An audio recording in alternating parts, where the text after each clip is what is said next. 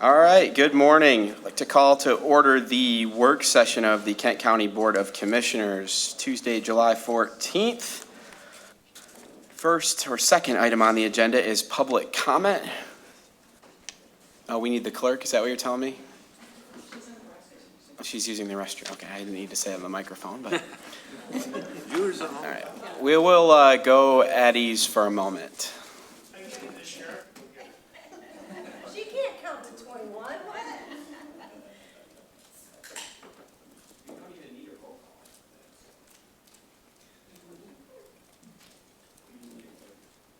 All right, we're all seated here. Public comment, anybody from the public who wishes to address the work session this morning? Now is your opportunity. I see none.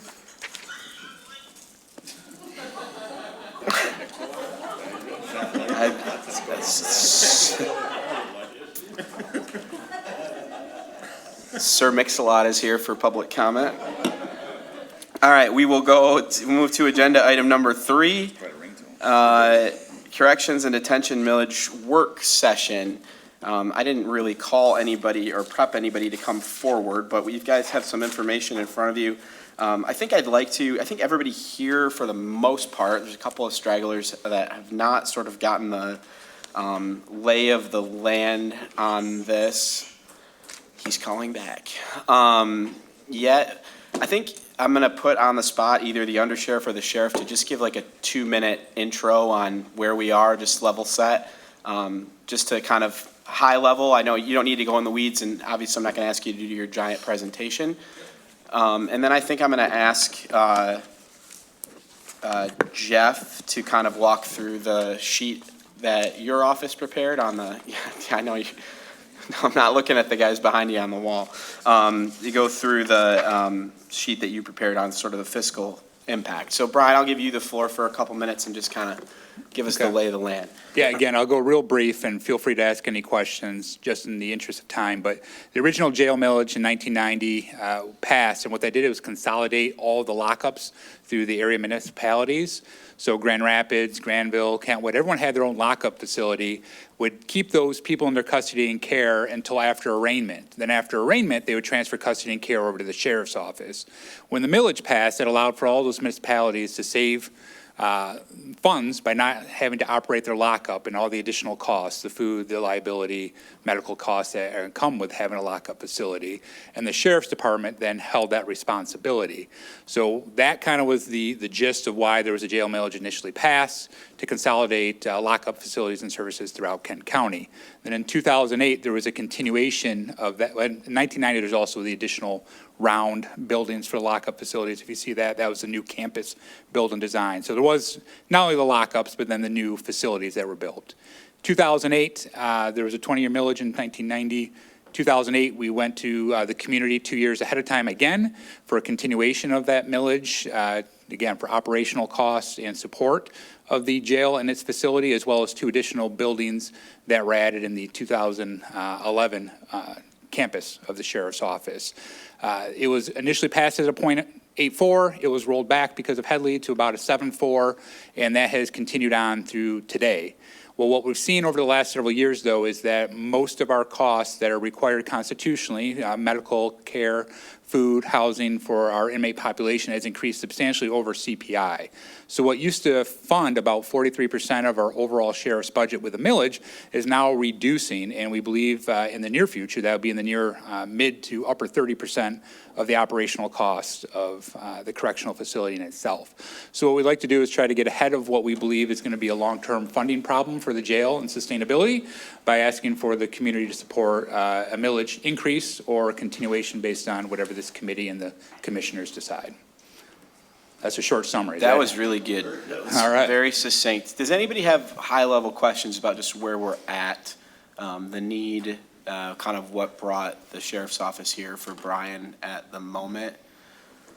Yeah, go ahead, Commissioner Hildebrand. Thanks, Jared. Just level setting again, I appreciate that description because I think that's important. So the original millage in 1990 was also 0.84? That was original, yes. Okay. And was that rolled back? I guess I don't believe it was later. rolled back until later. Until later, Yep. okay. And then the millage since 1990 was used for both operations and construction of Yep. buildings? So there's, and Jeff will probably be able to answer better than that. There's about 3.5 of debt servicing that's both for the juvenile detention and the jail facilities. I believe one expires here in the next 5 years, and the other one continues for about 5 more years after that. So the addition to juvenile detention as well as the correctional facility have some new builds and debt servicing. Okay, so it's been used over that time for both operations and construction of capital? Correct. Okay. That's a good question. Do you have that, the language? There's a, corporate counsel pulled the last renewal language, and it's inclusive to expand, remodel, equip, operate, maintain, and defray debt service for the Kent County Correction and Detention Facility. That's the actual language that we're operating under right now. Other kind of high-level questions for Undersheriff at this time? I'm probably going to ask you to stay up front, Brian, unless, you know. just- We're here all day for you. I appreciate that. So the sheriff's office brought, and Commissioner Hildebrand kind of set it up with the, just sort of the rates, originally at .84, over the years rolled back to .74 on Headley. The initial vision, and you guys jump in and yell at me if I'm wrong, but the initial vision, purpose was that .84 would cover 30% of the operation cost for jail. The sheriff's office brought to us a proposal at 1.2 mils, which would get us back to that approximately 30% of the operation cost. They also recognize that that's a big suggestion from where we are, and, you know, are open to a conversation about a lesser increase from that. Brian, if you have anything to add to that. Yeah, it's around 40% that it covers right now in the operational fund. And, you know, obviously the building that was built in the 1990s is going to continue to age. This millage will make it almost 60 years old by the time it is ending. So we know there'll be additional operational costs just maintaining a facility that's that old and ensuring that the operations can continue. And what we've noticed over the last several years, it's a capital shortfall. Like, we are required now for more subscription as a service for even our operational door controls and different functionality throughout the facility. So those costs continue to, again, to outpace what CPI is, and we believe that we need to make sure that we have a funding mechanism in place long-term that supports operations, and we don't have to come back to the community to ask for more funds to operate the jail in the future. That's helpful. Thank you. So we do have a couple of sheets in front of you. There's some homeowner impact at those different rates. There is a sheet that does go, one of the requests that came was just an overview of our current voted millages. There is a sheet there that shows kind of the expiration on each of these. I don't know if we talked about the timing on this, but this one is set to expire at the end of '29. The consideration before the board is whether we pull that ahead and ask the voters to consider it in 2026. We'd have to do it in 2028 at the latest before the expiration. So that's kind of a bit about the plumbing behind all of this. I think it's probably a good time to ask Jeff if you'd like to walk through the sheet, which I think is very helpful, the proposed millage scenarios sheet. I said, as Jeff comes forward, for me personally, as the chair, and in speaking with a few of the commissioners, that I'd like to see us consider looking at the .98 rate. Sheriff's Office has expressed that they're open to that conversation as well. And we are, just again, to kind of do the table setting on a bit of a tight timeline, if this were to go to be considered by the public on the November ballot, we would have to we'd have to get language to the county clerk's office approved by the county board by the absolute latest, the 11th of next month.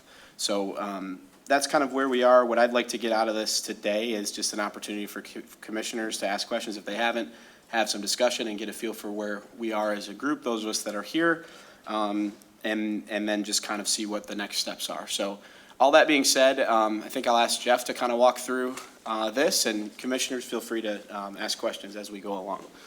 Thanks, Jeff. Thank you, Chair Green. Thanks for having me this morning. I'll try to be brief but thorough.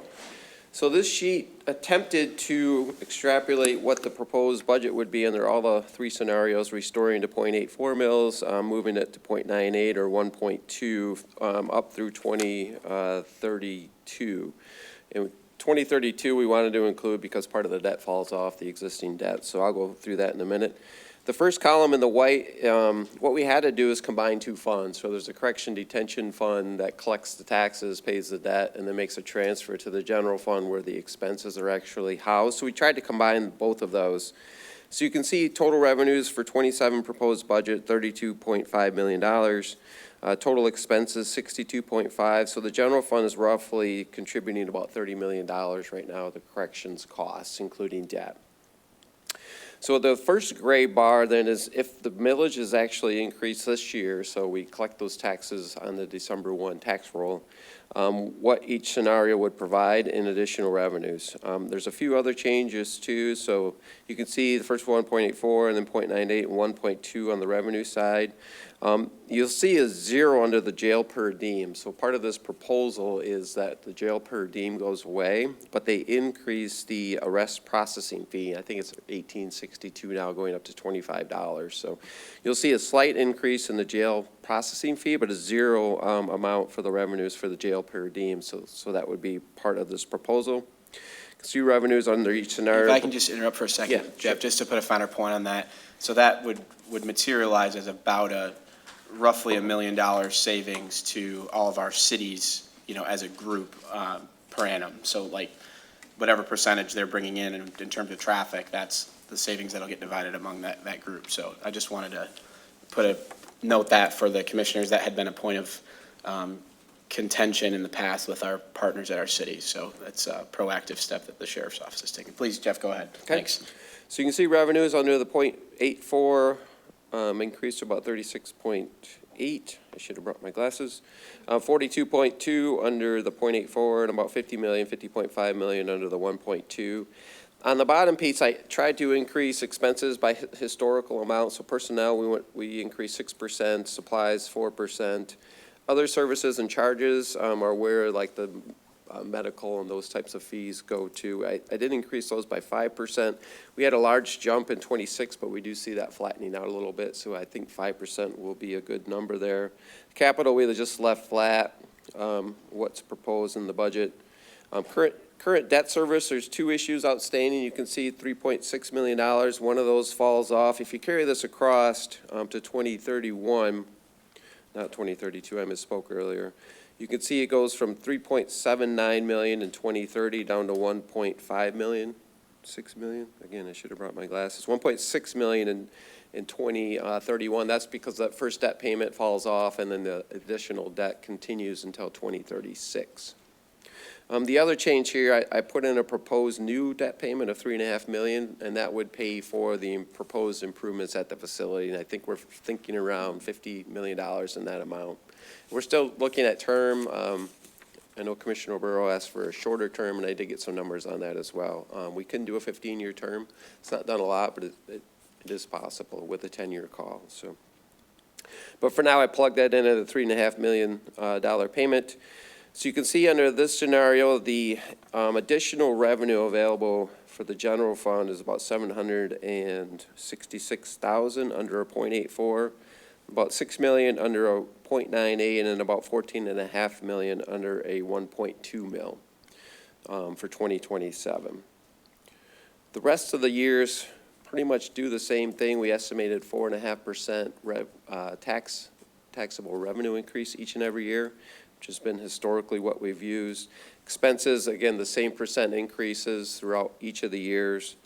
In 2028, the only additional change, they do anticipate some operational savings. They said $1.5 million. I put in $1 million to be conservative.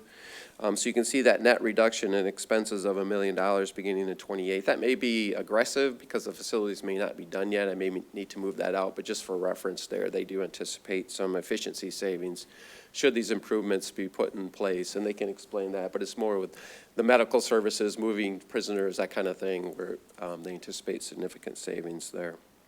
So really that's the difference between the scenarios, and then they just carry out again the $3.5 million new payment, and then again the bond payment reduces in 2031.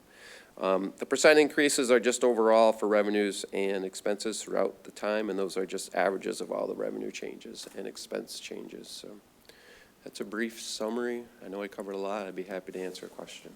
Thanks, Jeff. Questions? Yeah, Commissioner Stack. Thank you, Chair Green. So again, if I can do the big picture analysis, the difference between the current 0.74, is it, adjusted, Yeah, it's 0.73 something with a new Headley rollback, yeah. and up to a 0.98, let's say, what the public would see they're getting for the increase is covering the cost of the new facility that's proposed. Definitely, yes. Mhm. But beyond that, it's basically covering the growing costs of existing levels of service. Yeah, if you look across, you can see the first year it's proposed $6 million additional surplus. You can see it goes down each and every year because under this scenario, the expenses are increasing greater than Right. the revenues. Yeah, so it'd be going down to 5.4 and then 3.8, 2.1. So you can see each and every year, but then it's got a little rebound in 2031 when that other debt falls off back to 2.4. So it fluctuates this year, and obviously there are estimates a long way out, which Yeah, they're just yeah. estimates, but But again, big picture is, what the taxpayer is looking at is we need to cover the costs of all of these services, and it's more complex, it's more expensive than it was 10, 20 years ago. Exactly, yeah. So in addition to a new facility, which is proposed to eventually be constructed and the debt service on that, you have all those additional costs. But are we saying that we'll be releasing $6 million back to the general fund in the first year of this? That's the proposal, or that would be the estimate, yes. Okay, and then as costs continue to grow, that 6 million Shrink. shrinks over time. Correct. Under this scenario, yes. Okay.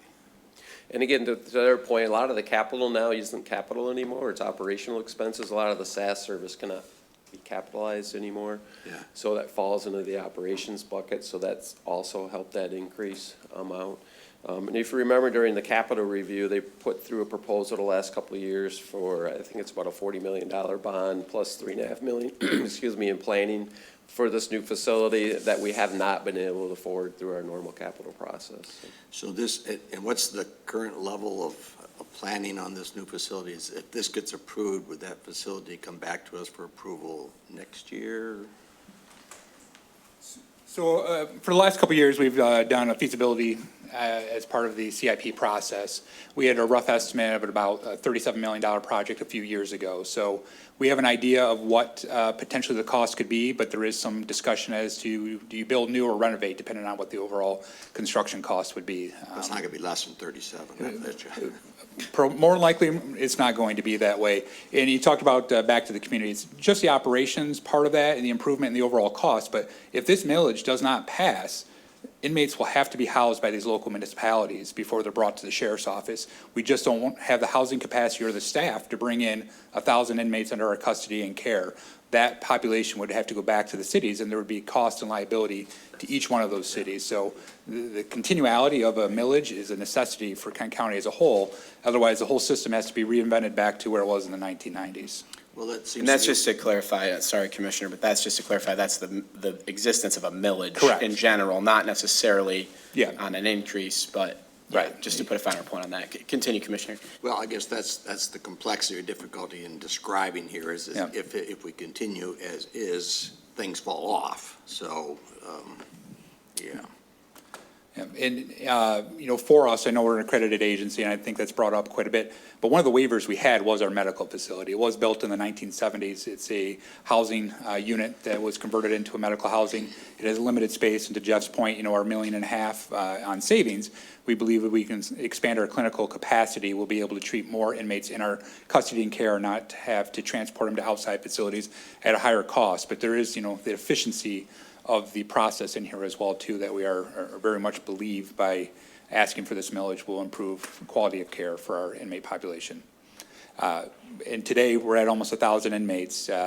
We talk about bed space and availability, during the COVID pandemic, we worked with all of our judges, and the population was reduced into the low 600s, but the community didn't want that many people reduced or released back into the community. If this millage were to not pass, our population would be dramatically reduced based on the staffing that we have, and there would be people reintroduced to our population without any programming or recidivism issues would continue to be a problem for us. So we do believe this is best for everyone moving forward. So these levels of care, I mean, those are levels of care that are constitutionally set, right? Correct. So if we have to do it. Yes, yeah.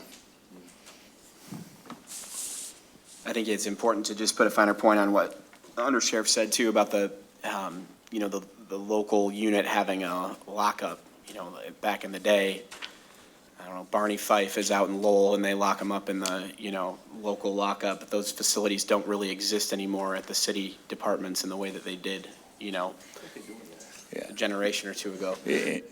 In court case rulings, I mean, have changed as well too for the type of care that you need to provide. I mean, in the 90s, it may be a dispatcher or somebody that may be watching multiple genders, and it's just no longer acceptable to be done that way, so.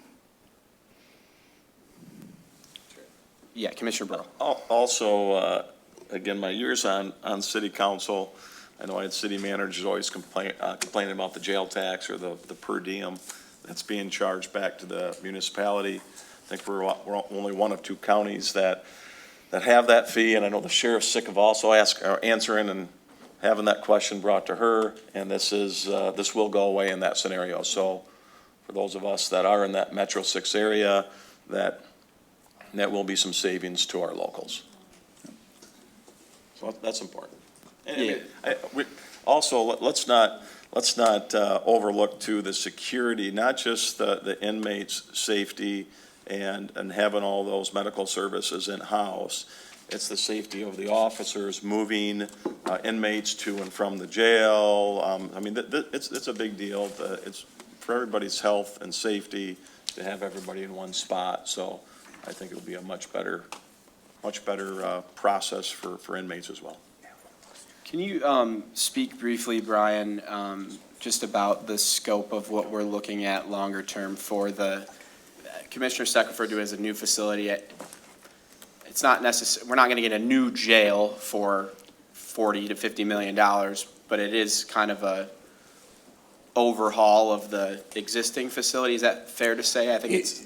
Again, we will definitely work with you as to what ultimately is the best, most effective way to do it. There's been two considerations. One, a small new build that would then either bring medical, clinical services into a new build, and then we would retro the old facility into more administrative use and purposes, which are also needed. I mean, locker room space, employee working space is limited to what we have right now as well, too. There's our old kitchen facility that's kind of been condemned that we need to renovate into make usable space. So there's multiple ways to go about it, but we do believe it would probably be most cost-effective for new construction to happen first and then renovate some of the old space that's no longer occupied. But depending on what the costs are, we may find it's just a renovation into the current space that we have. But The plan isn't, though, to go like the Yankee Stadium route and build a whole new jail next door and then eventually demo the existing, right? you wouldn't get a whole new jail for $40, that $50 much million. money. Right. Yeah. Go ahead, Commissioner Steck. Thanks again. To follow up, again, I'm trying to be sensitive to how this is presented to the public, Yep. assuming we get there. If the public approves this, are we making a commitment to that new facility? We will go ahead and do that if you approve this millage? Yeah, I believe that's an absolute necessity. Again, we had an accrediting body come through and our medical facility was waived, but mentioned numerous improvements that are needed to bring it into what are the accepted standards today. Other questions, discussion? I don't have anything formal to go through other than what we've done, so I think the floor is kind of to the board to ask questions of fiscal services and the sheriff's office right now, so. Well, let's let somebody else go first. Commissioner Hennessy has her hand up. Well, my questions really are to our board leadership here. Is the same wording being considered for the millage proposal that would go on the ballot if we approve it?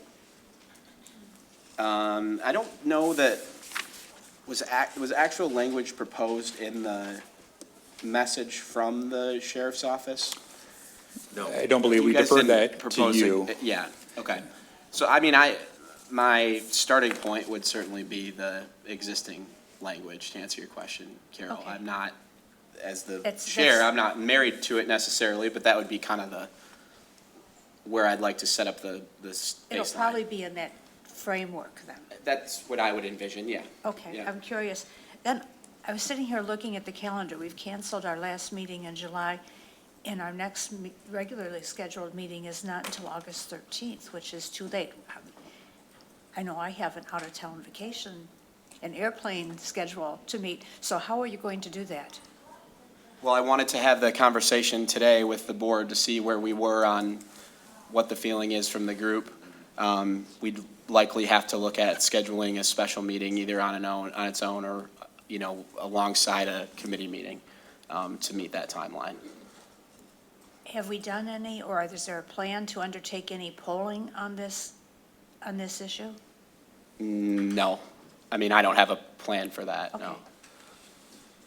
I'm just asking. These are just sort of general questions rather than even to the specifics of what's Yeah. being proposed here No, I don't think there's been any public opinion polling on this question. or planned. No, not to my knowledge. Okay.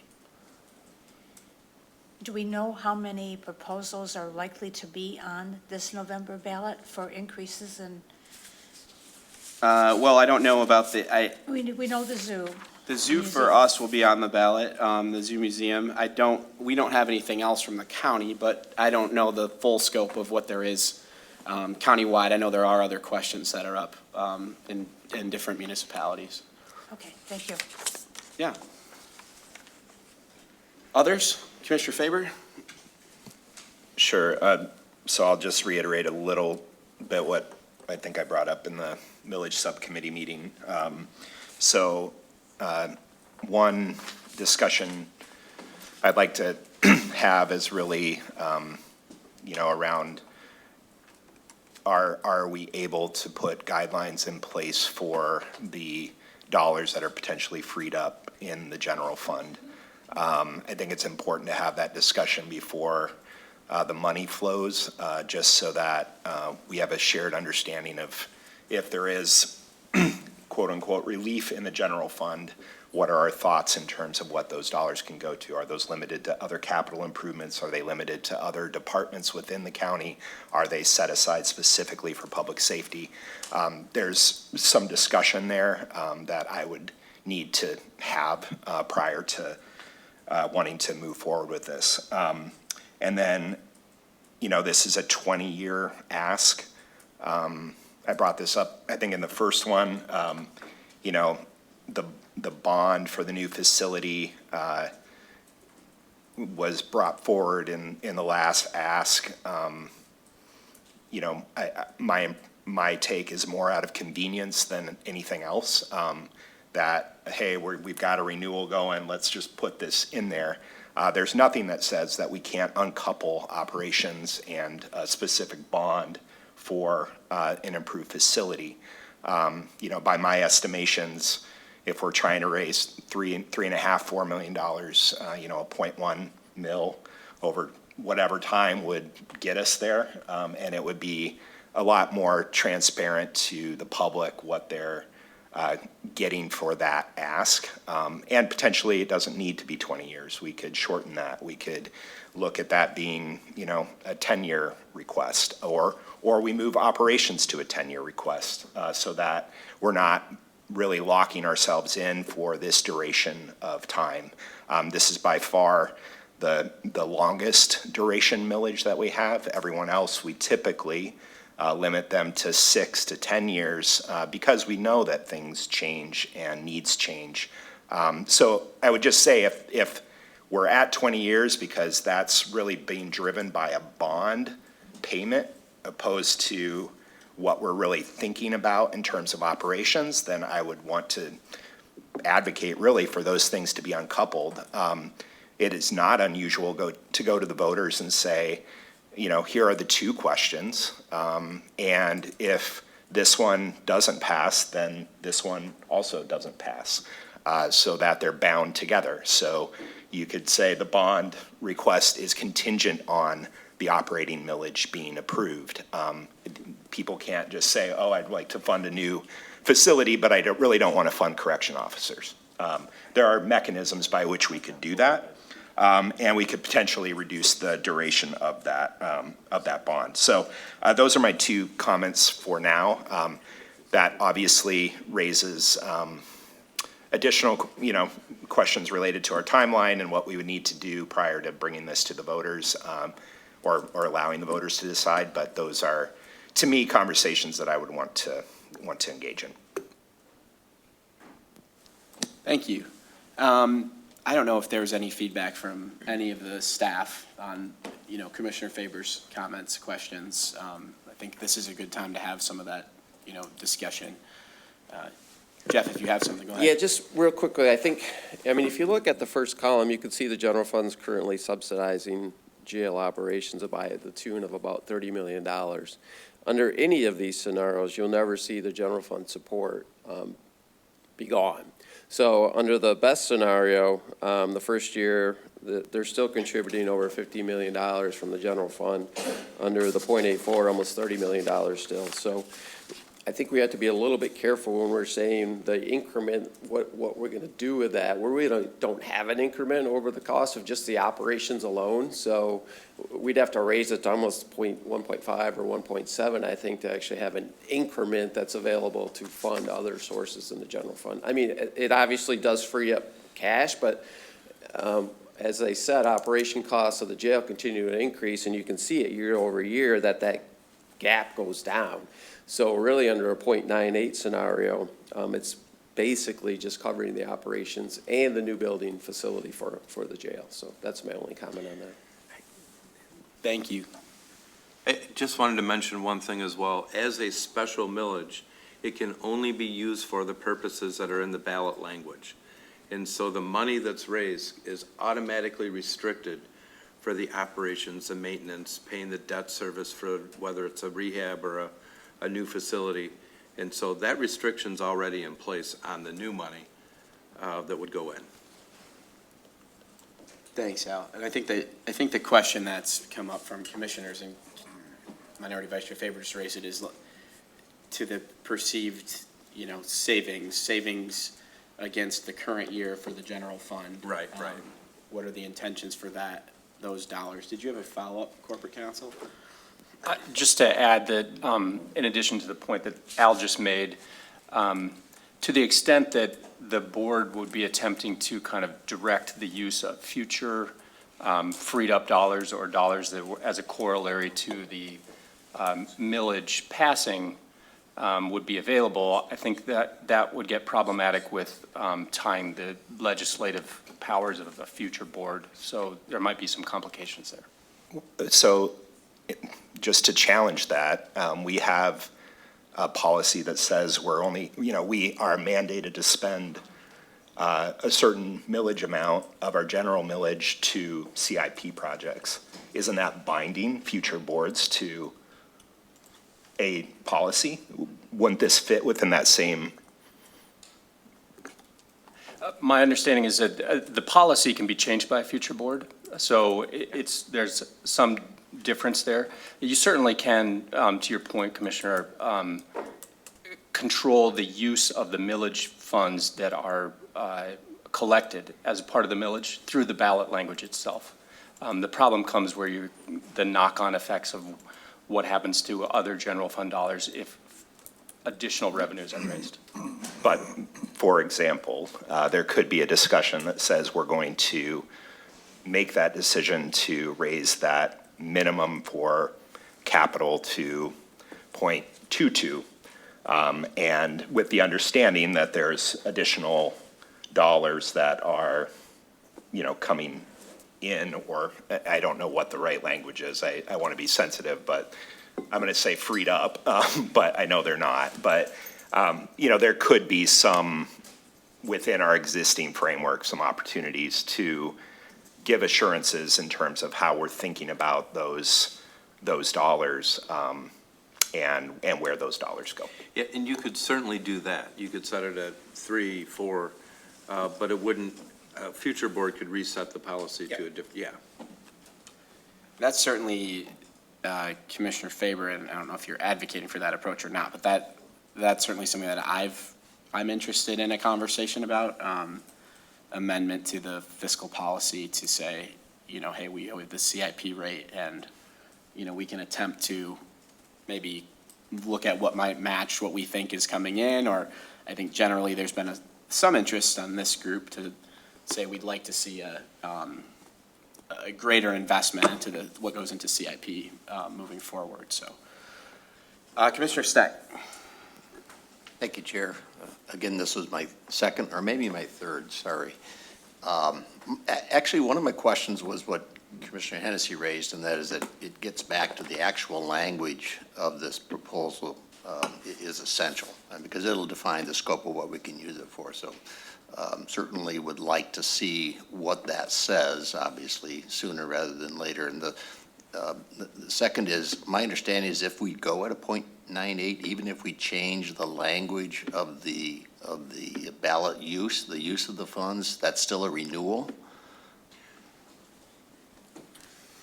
So if anything other than a flat renewal of the existing Headley amount, so the 7,332, which I think is the number for 26, anything above that would need to be categorized as a renewal and an increase. So you would have the additional amount would be an increase to the renewal amount. Right, so if we're going to a 0.98, it would be renewal and increase to X. If we also change the scope of use of the funds, would it still be a renewal?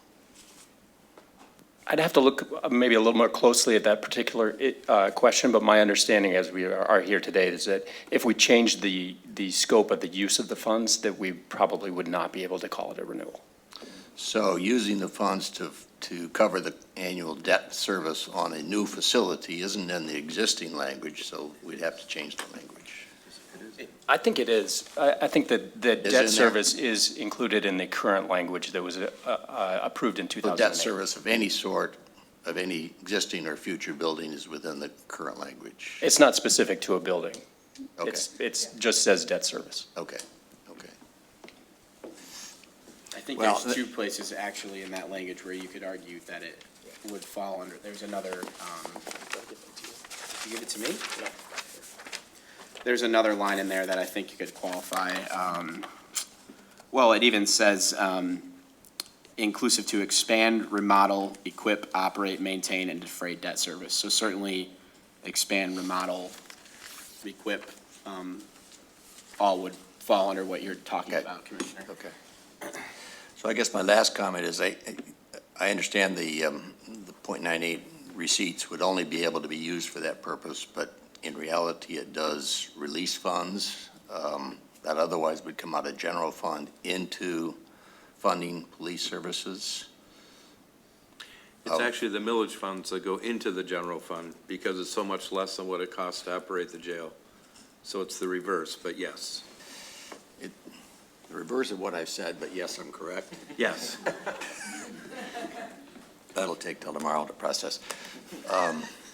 Either way, the general fund will have additional access of funds that are not going to have to be attributed to the cost of policing.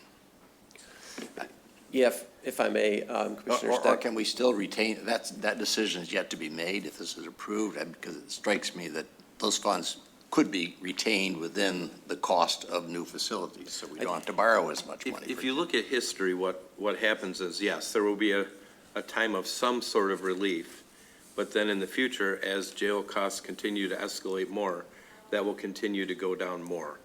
That's kind of how I've looked at this, as I look at the numbers, but Jeff, go ahead. I think you control it through the annual budget process. Could you approve a transfer into the general fund from that fund?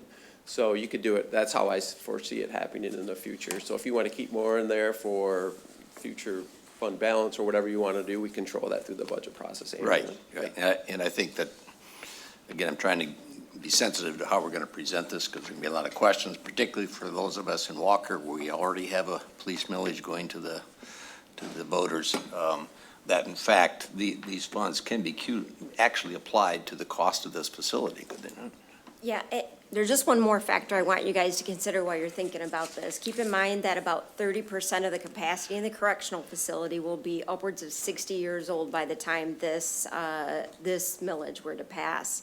There are a number of large capital expenses that you will have to expect to invest in, even for the current facility, over this next time frame. So while it seems as though this may be freeing up a large amount of money, and perhaps that is the case for the first couple years, I don't think it will continue to be that case over the long term. So policy decisions, I get all of that, but this really will defray a growing gap in your budget that is going to start to open up. But that's the reality. It strikes me that if we start to open this up to a feeding frenzy for $6 million to go to everybody's pet project, when in fact we have these huge costs that are looking us in the face. Right, and beyond that, and again, I talked about this a little bit in the initial meeting, but, you know, capital is part of what we talk about, but most of our software and technology, which we have a growing need and dependency on, is software as a package that we have to essentially lease.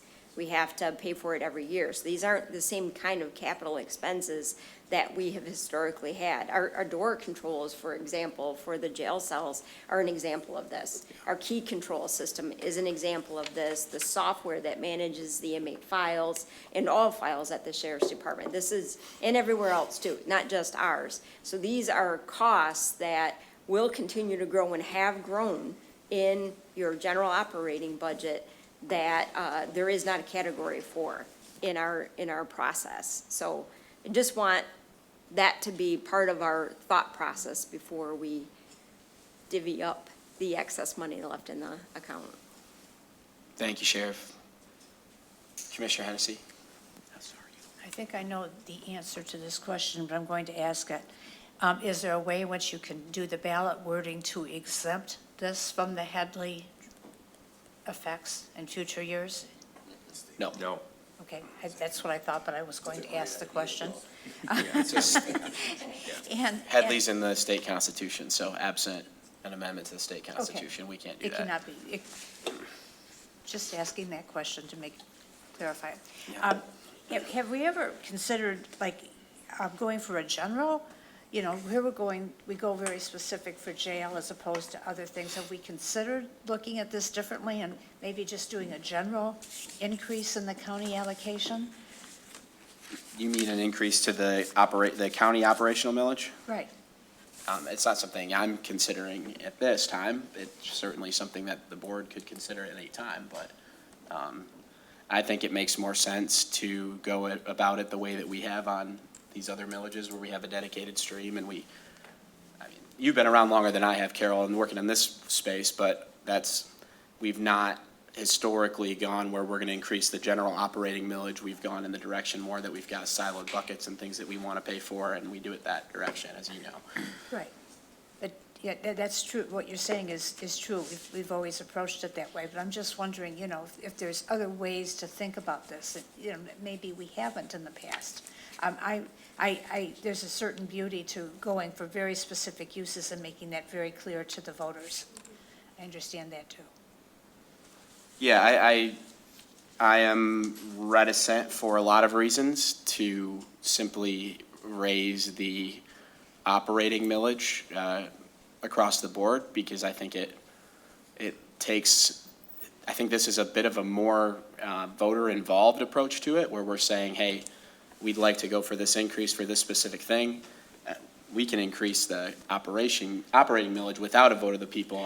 Our general millage, we can increase that as a commission, but I think you're asking people if they would like to approve a specific use case for a specific area of service, seniors, veterans, early childhood, jail, and to me that approach has always made a little bit more sense. But I suppose that's just a philosophical question about how we approach the work.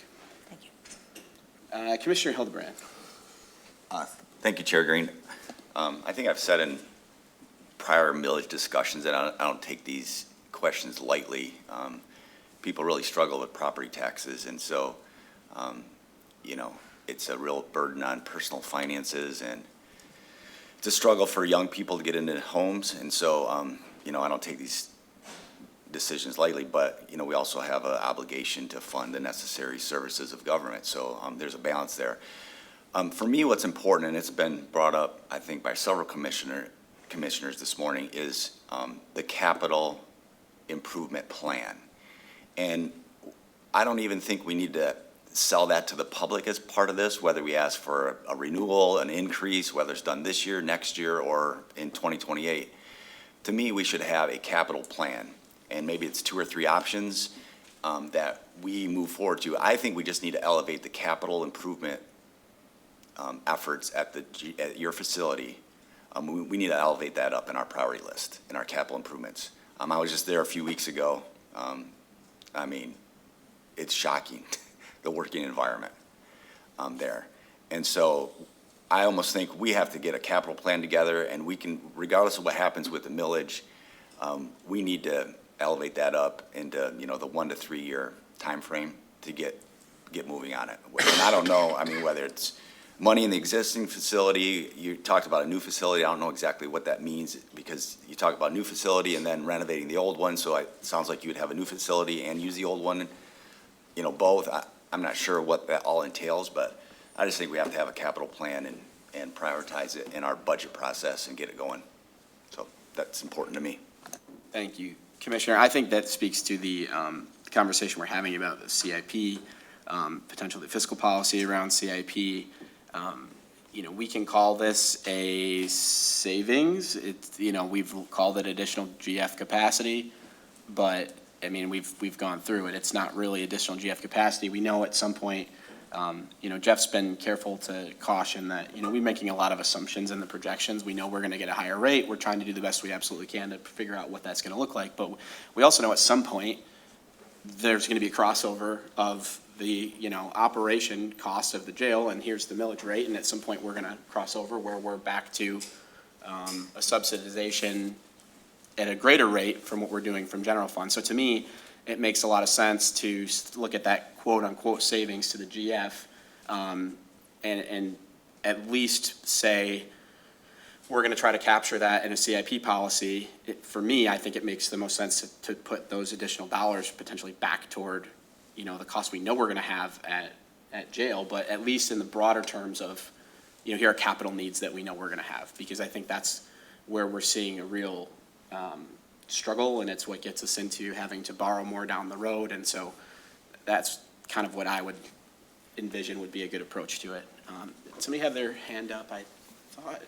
No? Mr. Favors? Yeah. Going back to the content of the corrections millage, I haven't heard a lot around the juvenile detention center and how this corrections millage, relates specifically to that. We heard from facilities this morning that that's a facility that they're responsible for, but there's overlap. Just can you describe a little bit, if voters decide to renew this millage, what is the impact, one, positively on the juvenile detention center and the work we're doing there, and then the converse, if it is not passed, what can people expect? So I would say in contrast to the jail, the juvenile center is relatively new. It was completely revamped a short number of years ago. It operates under the same umbrella as the jail, largely managed by our administrative team to some extent for medical, for food, contracts. We also try to coordinate some services like Lighthouse is the educational service that provides both in the correctional facility and the juvenile facility.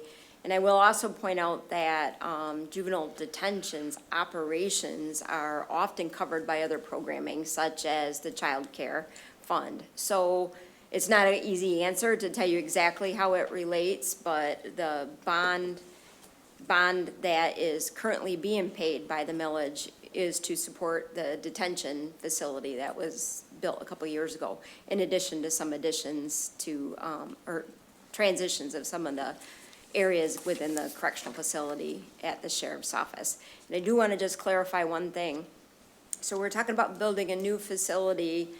It would be an addition to the very front part of the administration building that you would have entered when you came to do that tour. do the addition, move into the addition. So it's not a separate facility, and it wouldn't include moving beyond the footprint that, well, the relative footprint that we have at the correctional facility. It's a addition and a renovation. Yes. If we were Yes. a home. Commissioner Stack. Trying to keep up with Commissioner Faber.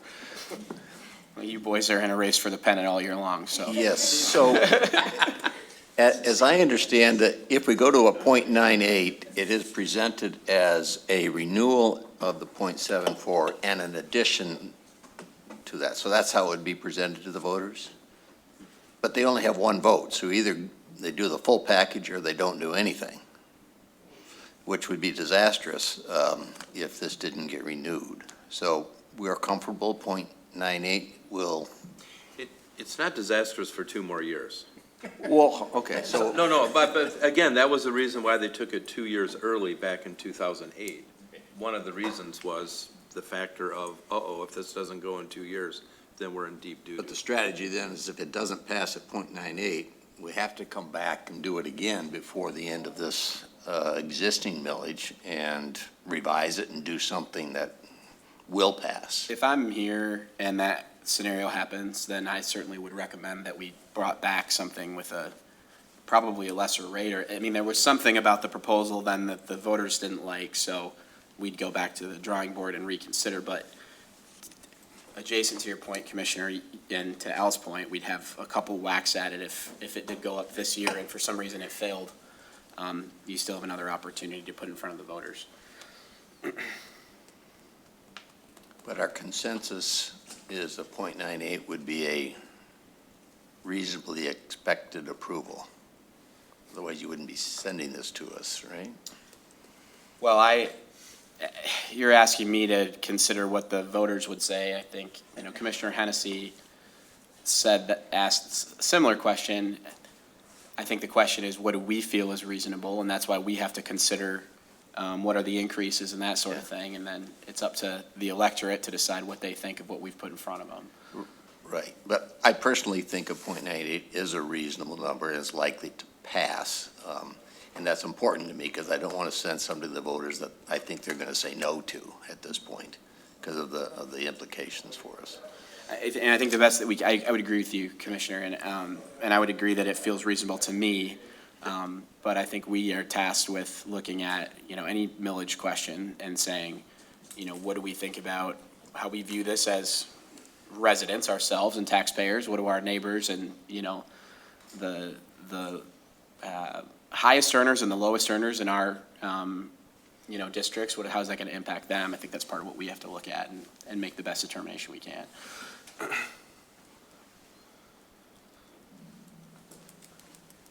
Just to piggyback.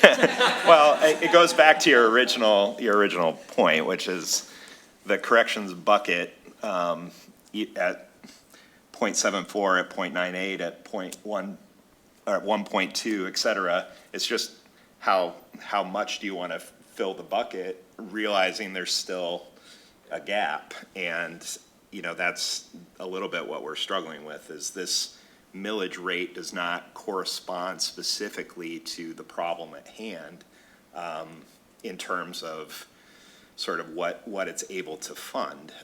It gets us closer, but, it goes back to, from a voter perspective, going out there and saying, okay, we're going to, increase your,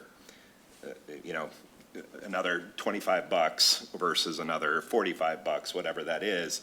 But what we're really selling to them is the new facility, because this doesn't really change a lot in terms of, the operations, because we still got this significant gap in it.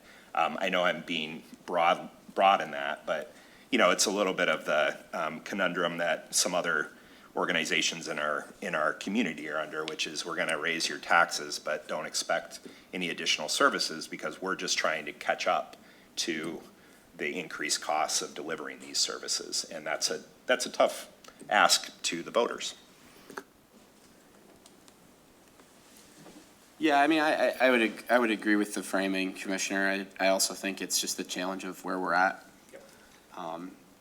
there's only so much that you can ask for folks to increase. I know you're not necessarily suggesting that, Jeff threw out a number back of the napkin and say, you could go to 1617 and maybe you could get close to where we'd, cover it, but, you're talking about a, X 100% increase on the rate, and where are people not willing to stomach that?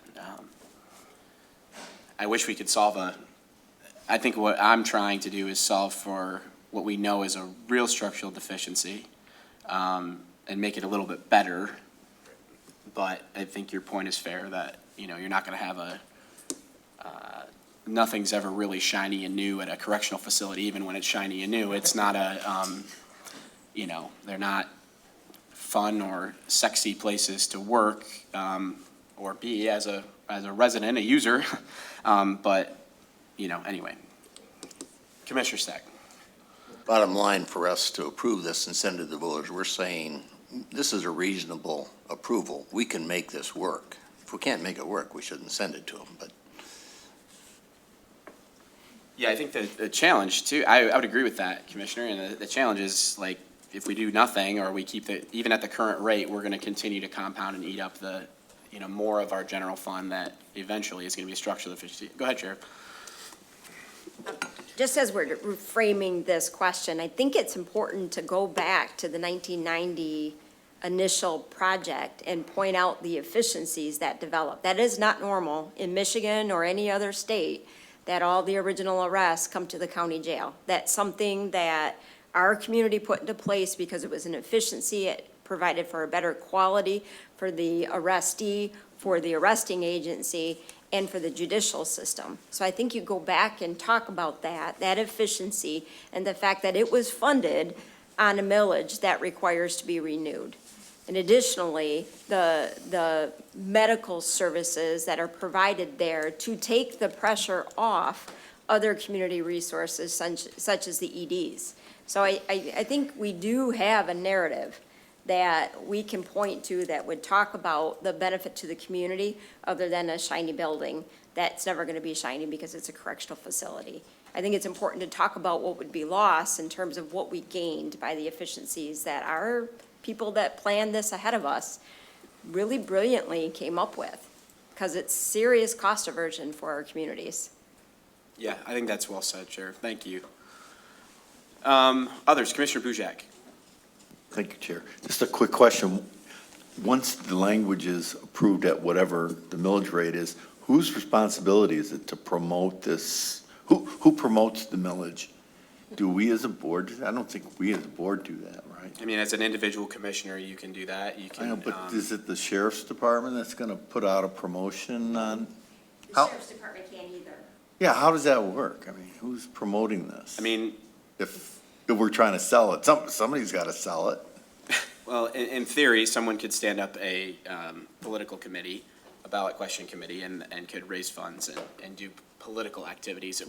Once it's a question on approval or not approval at the ballot, it's really a question for a political committee.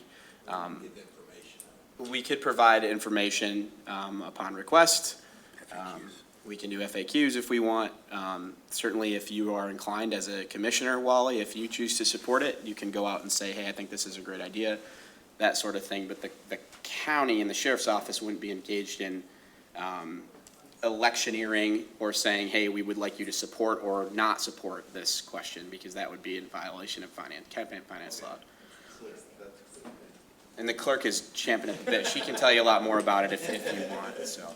The sheriff will advocate for it, though, that's allowed. Yeah, Commissioner Hildebrand. Thank you, Chair Green. The capital improvements that you threw out, the $37 million number that was an estimate some years ago. What was done, like, are there renderings, or how far along kind of was this concept of the addition and renovations of the current? I would liken it to higher quality bubble drawing that was done, and it was based on our population at the time it was done and where our minimum, maximum, medium security inmates numbers looked. One of the reasons we're being quite assertive that this needs to be done is because the intervening time has changed a lot of our population trends. So we want to make sure that it's the right project for the commission and the sheriff's office to take on, and that it builds the right spaces in the right adjacencies in the building. So what is clear is there needs to be administrative space, like the undersheriff talked about, which would be locker rooms. Just the sheer number of corrections officers require places to change out because they really practically should not travel back and forth to work in their uniforms. They have biohazards on their uniforms that they don't want to take home or put in their car. Things like that are really important. We do need the medical facility. You all saw that. You know exactly why we need a medical facility. We do have psychological services that are unhoused essentially within the correctional facility today. So how those adjacencies work out, it'd be best to bring psych services with medical services so that some of the population that's receiving both services get better care. So we could get you a list of accomplishments, and I think what we haven't even talked about today are the video court facilities that are also part of that renovation that align with much of the planning forward from the court system and the indigent defense initiatives and the prosecution initiatives. They need that meeting space for the population that they're serving, which is incarcerated individuals. So we can give you that list, but how it looks in the building as they move it around, I think you need a good drawing based on current need before we would be well-served to hypothesize. Yeah, and so, any idea, or, I mean, if this renovation was done in 2 to 3 years from now, I mean, what type of life expectancy would you predict for the facility going forward? With maintenance, correctional facilities tend to last quite well. They're built in a way that is different than an office space would be. Our 1990, we call it 1990 building, it's 1992 is the year we opened that up. It is largely still in production today in much of the same ways that it was initially developed. What has had to be redone, we've had some CIPs for doors. The door lock mechanisms essentially wore out or were not as secure as they should have been to begin with. So we've had to replace that. We've had to replace some deteriorating like plumbing and infrastructure behind the cells. So I think you need to expect to do things like that in a correctional facility. We had to repin the brick to the face of the building at some point. We've had several roofs and chillers, but if it's maintained, our success has been good as a community to maintain the functionality. But medical space is a little bit different than what we've built before. So I really can't tell you how long we would expect kind of the finishes and equipment to be in production in the medical unit. Mm-hmm. So, I mean, with maintenance, 30 to 40 years is not something unreasonable? No. I mean, we're not, I guess my point is, didn't want to like pursue putting $40 million into the building, and then 10 years later saying, oh, we need a new building, this No. one is obsolete, so. No. And I think, I mean, correct me if I'm wrong, Sheriff, but some of the 1950s building is still in use, not as housing, but as, we're using it for, Storage. Yeah. Yeah, right. 1956 was the initial building on that footprint that housed our old Max facilities. And now some of the remains of those buildings are still in place today. They're largely used as storage or passage to the 1970 vintage buildings. The 1970 vintage building is where the old facility, kitchen facility, where the floors actually got saturated, couldn't be used anymore. It's also where our locker room, administrative offices are, and where our medical units are essentially right now. So we are replacing a 1972 infrastructure with this initiative, plus adding a little bit more capacity. I'm going to do last call as we're getting close to, I want to be respectful of time. So yeah, Commissioner Womack and Morales. Womack first. Thank you, Sheriff and Undersheriff, for the discussion and answering some of our questions. When I look at the .98 versus a lower amount for this millage, I'm just very aware of the reimbursements on the per diems that will be saved by the city at the .98 rate. I also do feel that we cannot go back to the 90s for our cities and townships to have their own small jails now. since the 90s, one of the things that has helped very much as we moved that to those people awaiting trial to the county jail is the county has kept up with the video, has kept up with the technology, is advanced in the medical services that it can give the people who are locked up. So I just don't see us going back to the townships and cities. So thank you for your presentation. I do think that my constituents would also want us to talk about lowering the recidivism rate, making sure that prisons and jails in Michigan are looking at rehabilitation, because it's always going to be a burden on the taxpayers. It's going to be a burden on our general funds and capital funds as long as we have people coming back and forth into these jails. So maybe, sometime in the future, we will get a chance to hear some of the things that are being done to lower that recidivism rate. I'm sure some of those exist. I know there was a time where you weren't able to get your GED anymore in some of the jails and prisons, and that was something we began to advocate for very much at the end of the 90s and the beginning of the 2000s. So just having a chance to look at those services that are not only lowering our recidivism rate in the jails and prison, but also juvenile awareness to make sure they don't go on to a life of crime and become burdens on the taxpayers and destroy their lives if any way we can help on the front end. I just wanted to add that to the conversation because I think my constituents would respect that. Thank you. Thank you, Commissioner. And I agree, in spite of what your ringtone might suggest, we can't go back to the 90s, so it might not be so bad. Commissioner Morales. Thank you, Chair. I'm a little embarrassed to ask my question because it's about millages and it might just be a dumb math question. But since the public service is already around 40% of the budget, which comes from the millage that we already have for operations, right?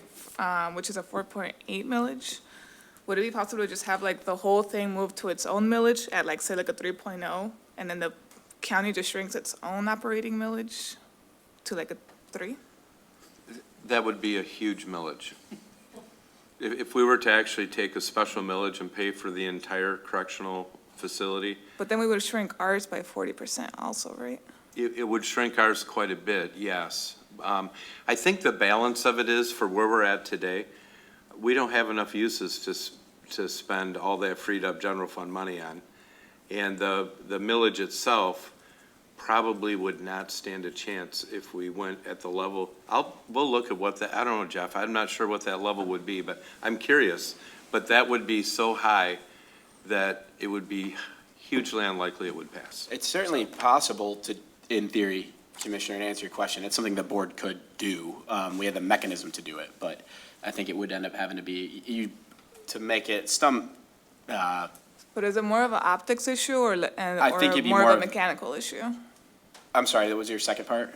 Is it more like a mechanical issue financially or more of an optics issue about getting it to pass? I think it'd be more of a public perception issue, more of the optics. I mean, I think mechanically you could figure out, I know mechanically you could figure out a way to do it, but you'd probably have to look at, for the public to get on board with it, cutting down the general rate and saying, well, there's a bunch of our general fund that gets populated by this general operating millage that we have. Now we're going to take half of it and ask you to pay for it in a dedicated millage, and so we're going to cut the other rate down to whatever else. That'd probably be the way optically you would have to look at doing Yeah, it. because those would be kind of a trade-off. And in a way, it'd be more transparent about where those tax, where the millage money is going towards. It'd also be potentially very restrictive down the line for the county from a budgeting perspective. If we got into another, and it's quite possible we could in the next decade, or who knows, 2008 situation, you'd very much restrict the availability of dollars in the general fund, and we'd have a big piece of it that was pre-dedicated to public safety, which Yeah. is great. But then we could make sure that it's adequate, for Yeah, example, to what it to the would. needs, yeah. But it gives you a lot less flexibility to look at your needs down the road. So it's certainly mechanically possible. Not a stupid question. Okay, thank you. All right, I said I do last call. I am. Item 4, I don't see any commissioner comments, so we'll move to adjourn. Thanks, everybody. Appreciate it.